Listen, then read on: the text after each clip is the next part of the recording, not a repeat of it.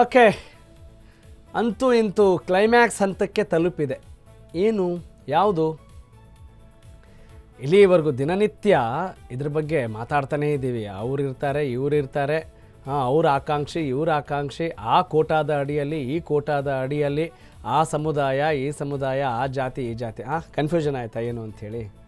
No need to get confused. Let's look into it.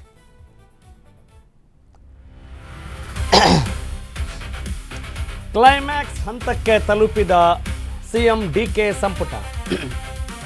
ಇನ್ನು ಮುಗಿಯದ CM DK ಸಚಿವ ಸಂಪುಟ ಖಾತೆಗೆ ಸಂಬಂಧಪಟ್ಟ ಹಾಗೆ ಖ್ಯಾತೆ. ಯುವ ಶಾಸಕರಿಗೂ ಮಣೆ ಹಾಕಲು ಕಾಂಗ್ರೆಸ್ ಅಧಿನಾಯಕ ರಾಹುಲ್ ಗಾಂಧಿ ಸೂಚನೆ. ರಾಹುಲ್ ಸೂಚನೆ ನೀಡಿದ ಬಳಿಕವೂ ಮತ್ತೆ ಕಸರತ್ತು ನಡೀತಾ ಇದೆ ತೆರೆಮರೆಯಲ್ಲಿ. ಸೋಮವಾರ ಮತ್ತೆ ದೆಹಲಿಗೆ ದೌಡಾಯಿಸಲಿದ್ದಾರೆ ನಾಯಕರು. ಮುಖ್ಯಮಂತ್ರಿ ಡಿಕೆಶಿ, ಮಾಜಿ ಸಿಎಂ ಸಿದ್ದರಾಮಯ್ಯ, ಪಿಸಿಸಿ ಅಧ್ಯಕ್ಷ ಹರಿಪ್ರಸಾದ್ ಪ್ರಯಾಣ ಬೆಳೆಸಲಿದ್ದಾರೆ. ಸದ್ಯ ಒಬ್ಬೊಬ್ಬ ಶಾಸಕರನ್ನೇ ಕರೆದು ಮಾತನಾಡ್ತಾ ಇದ್ದಾರೆ.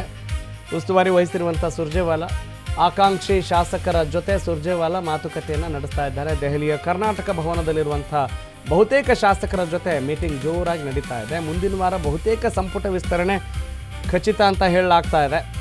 ಸೋಮವಾರ ಆಗುತ್ತಾ, ಯಾವಾರ ಆಗುತ್ತೆ ನೋಡೋಣ. ಈಗಾಗಲೇ ವರಿಷ್ಠರ ಕೈಯಲ್ಲಿ ಸಂಭಾವ್ಯ ಸಚಿವರ ಪಟ್ಟಿ ಕೂಡ ಇದೆ.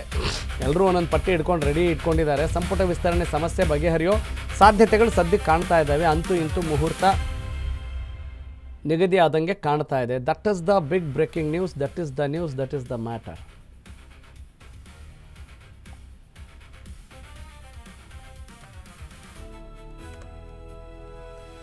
ವೆಲ್, ಏನು ಮಾತಾಡೋಣ್ರಿ ಸಂಪುಟಕ್ಕೆ ಸಂಬಂಧಪಟ್ಟ ಹಾಗೆ ಅಲ್ವಾ?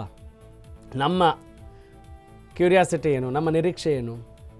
ಕುತೂಹಲ ಅನ್ನೋದಕ್ಕಿಂತ ಹೆಚ್ಚಾಗಿ ನಿರೀಕ್ಷೆ. ನೀವು ಯಾರ್ಯಾರು ಮಂತ್ರಿ ಆಗ್ತೀರೋ ಬಿಡ್ತೀರೋ ಕೆಲಸ ಮಾಡಿ.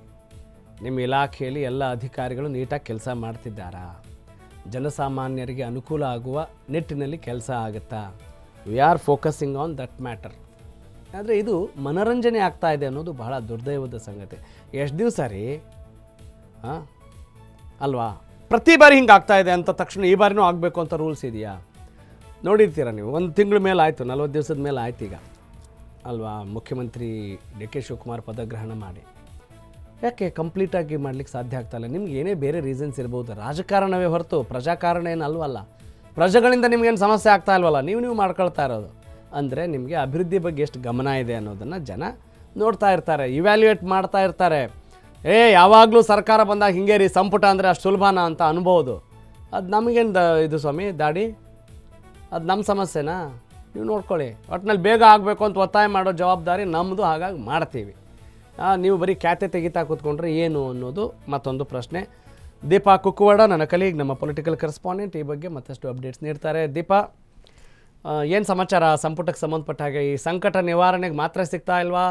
ಔಷಧಿ ಏನು ಸಿಗ್ತಾ ಇಲ್ವಾ? ಅಥವಾ ಸಿಗೋ ಸಾಧ್ಯತೆಗಳಿದ್ದಾವ? ಕಂಪ್ಲೀಟಾಗಿ ಪರಿಹರಿಸೋ ಸಾಧ್ಯತೆ ಇದೆಯಾ?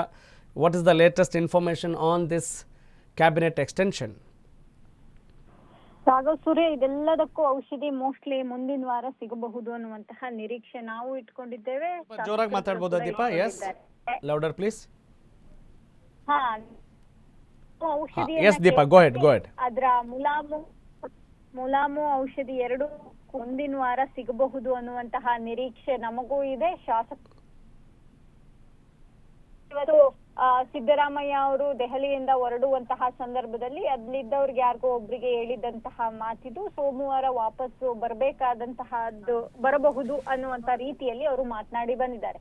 ಎಲ್ಲೋ ಒಂದ್ ಕಡೆ ಮಲ್ಲಿಕಾರ್ಜುನ್ ಖರ್ಗೆ ಅವರ ಫ್ಯಾಮಿಲಿ ಒಂದು ಏನು ಇಶ್ಯೂ ಇತ್ತು ಅಂದ್ರೆ ಅವ್ರದೊಂದು ತುರ್ತು ಕಾರ್ಯ ಇತ್ತು. ಆ ಕಾರ್ಯಕ್ಕಾಗಿ ರಾಜ್ಯಕ್ಕೆ ಆಗಮಿಸಿದ್ರು. ಬಹುತೇಕವಾಗಿ ನಾಳೆ ಅವರು ವಾಪಸ್ ದೆಹಲಿಗೆ ಹೊರಡ್ತಾ ಇದ್ದಾರೆ ಅನ್ನುವಂತ ಮಾಹಿತಿ ಇದೆ.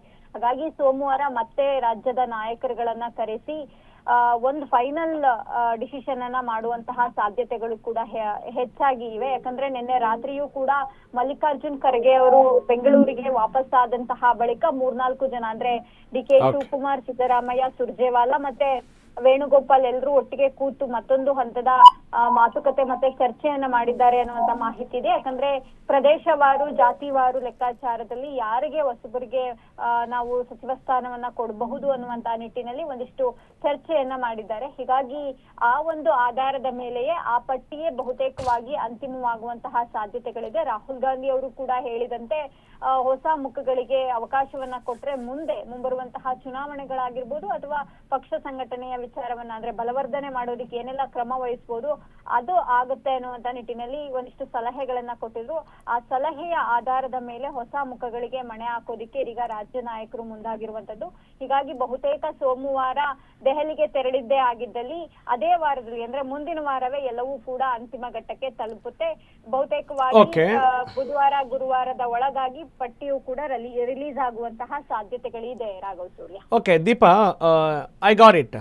ಏನೋ ಒಂದು ಕಾರಣ ಇದ್ದೇ ಇರುತ್ತೆ, ಸಂಪುಟ ವಿಸ್ತರಣೆ ಅಲ್ಲಿ ಏನೋ ಸಮಸ್ಯೆ ಆಗ್ತಾ ಇದೆ ಅಂತ ಹೇಳಿದಾಗ. ಆದರೆ ಇಲ್ಲಿ ರಾಹುಲ್ ಗಾಂಧಿಯವರು ವಿದೇಶದಿಂದ ವಾಪಸ್ಸಾದ ಬೆನ್ನಲ್ಲೇ, ಅಂದರೆ ಅವರು ವಾಪಸ್ ಬಂದಿರೋದು ತಡವಾಗಿದೆಯಾ ಅಥವಾ ಇಲ್ಲಿ ಜಟಾಪಟಿ ಜಾಸ್ತಿ ಆಗ್ತಾ ಇದೆಯಾ, ಆಕಾಂಕ್ಷಿಗಳ ಸಂಖ್ಯೆ ಜಾಸ್ತಿ ಆಗ್ತಾ ಇದೆಯಾ, ಅವ್ರನ್ನ ಸಮಾಧಾನಪಡಿಸೋ ನಿಟ್ಟಿನಲ್ಲಿ ಸಮಯ ಜಾಸ್ತಿ ತೆಗೆದುಕೊಳ್ತಾ ಇದ್ದಾರಾ ಅಥವಾ ಬಣ ರಾಜಕೀಯ ಏನಾದರೂ ಇಲ್ಲಿ ದೊಡ್ಡದಾಗಿ ಸದ್ದು ಮಾಡ್ತಾ ಇದ್ದಾವ? ಯಾವ ಸವಾಲು ಡಿ ಕೆ ಶಿವಕುಮಾರ್ ಅವರಿಗೆ ಇದು ಸಂಕಟ ತಂದೊಡ್ಡಬಹುದು, ಸದ್ಯಕ್ಕೆ ರೀಸನ್ ಆಗಬಹುದು ಅಂತ ಅನ್ನಿಸ್ತಾ ಇದೆ at this point of time, politically analyse ಮಾಡೋದಾದರೆ? How do you look into it Deepa?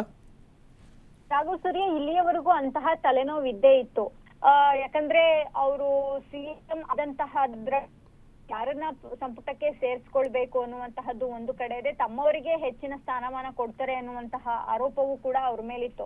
ಅದೆಲ್ಲದರಿಂದ ಕೂಡ ಅವರು ಮುಕ್ತ ಆಗ್ಬೇಕು ಅಂದ್ರೆ ಎಲ್ಲರನ್ನೊಳಗೊಂಡಂತಹ ಸಂಪುಟ ಅಲ್ಲಿ ಇರಬೇಕು ಅನ್ನುವಂತಹ ನಿಟ್ಟಿನಲ್ಲೂ ಕೂಡ ಒಂದಿಷ್ಟು ಚರ್ಚೆ ಆಗ್ತಿತ್ತು. ಆ ಪೈಕಿ ಸಿದ್ದರಾಮಯ್ಯ ಬಣದವರಾಗಿರ್ಬೋದು, ಬಿ ಕೆ ಹರಿಪ್ರಸಾದ್ ಬಣ ಆಗಿರ್ಬೋದು ಅಥವಾ ಮಲ್ಲಿಕಾರ್ಜುನ್ ಅವರ ಪರವಾದಂತಹ ಒಂದಿಷ್ಟು ಜನ, ಅಂದ್ರೆ ಅವರು ರೆಫರ್ ಮಾಡುವಂತಹ ಜನ ಎಲ್ಲರನ್ನೊಳಗೊಟ್ಟ ಇದ್ದಂತೆಯೇ ಆ ಸಚಿವ ಸಂಪುಟ ಬೇಕು ಅನ್ನುವಂತಹ ನಿಟ್ಟಿನಲ್ಲೇ ಅವರು ತಮ್ಮವರನ್ನು ಕೂಡ ದೂರ ಇಟ್ಟಂಗಿದೆ. ಅಂದ್ರೆ ಮುಂದೆ ಸ್ಥಾನಮಾನ ಬೇರೆ ಬೇರೆ ಹುದ್ದೆಗಳನ್ನ ಸೃಷ್ಟಿ ಮಾಡಿ ಕೊಡಬಹುದು ಅನ್ನುವಂತಹ ನಿಟ್ಟಿನಲ್ಲೂ ಕೂಡ ಒಂದಿಷ್ಟು ಚರ್ಚೆಗಳು ಈ ಕಳೆದ 2-3 ವಾರಗಳ ಹಿಂದೆ ಆಗಿದ್ರಿಂದ ಬಹುತೇಕವಾಗಿ ಎಲ್ಲರೂ ಅಂದ್ರೆ B K Hariprasad team, Mallikarjun Kharge team, high command team, Siddaramaiah team, ಹೀಗೆ 10 ಹಲವು ಜನ ಇದ್ರೂ ಕೂಡ ಅವರೆಲ್ಲರನ್ನೂ ಇಟ್ಕೊಂಡೇ ಸಂಪುಟ ರಚನೆ ಮಾಡ್ಬೇಕು ಅನ್ನುವಂತಹ ಸದ್ಯಕ್ಕೆ ಆ ತರದ ತಲೆನೋವಿಂದ ಒಂದು ಹಂತಕ್ಕೆ ಮುಕ್ತಿ ಹೊಂದಿದ್ದಾರೆ ಡಿ ಕೆ ಶಿವಕುಮಾರ್ ಅಂತಾನೂ ಅನ್ನಿಸ್ತಾ ಇದೆ ಸದ್ಯದ ಬೆಳವಣಿಗೆಗಳ ಪ್ರಕಾರ. ರಾಘವ್ ಸೂರ್ಯ.